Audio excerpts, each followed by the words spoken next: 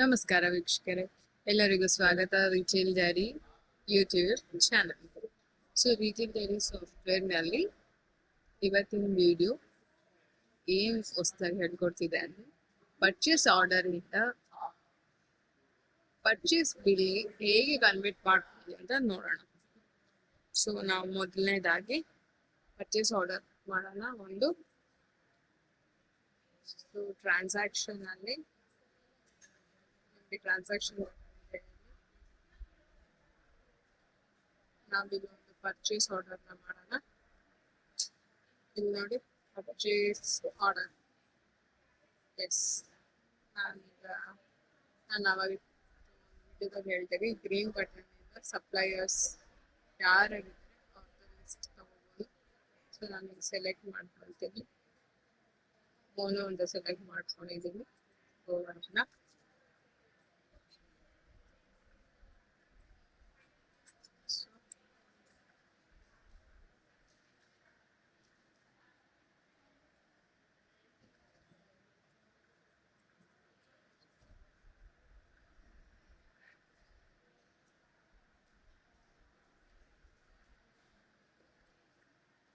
So ಈ ತರ ನಾನು ಪರ್ಚೇಸ್ ಆರ್ಡರ್ ಮಾಡಿದ್ದೀನಿ. ಕ್ಲಿಕ್ ಕೊಡ್ತೀನಿ, ನಾನು ಕ್ಲೋಸ್ ಮಾಡ್ತೀನಿ. ನಾನು ಮತ್ತೆ ಈಗ ಪರ್ಚೇಸ್ ಸೆಕ್ಷನ್ ಹೋಗ್ತಾ ಇದ್ದೀನಿ. Click on purchase.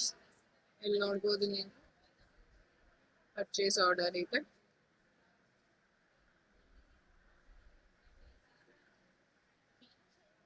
ಸೊ ಇವತ್ತಿನ ಮುಂದೆ ಪರ್ಚೇಸ್ ಅಲ್ಲಿ ನಾವು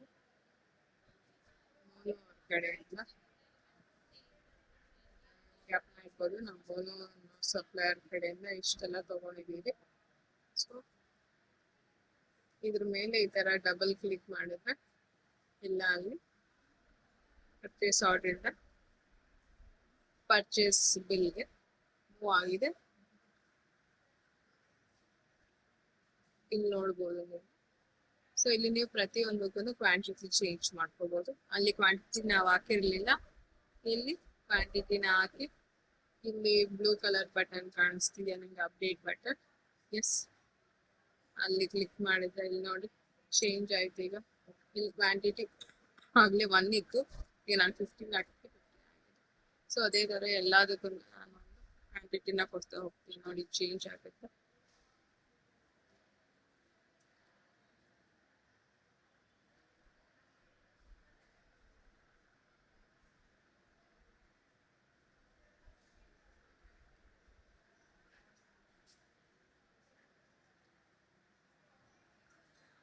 ಎಸ್, ಇಷ್ಟ ಆಗಿದೆ.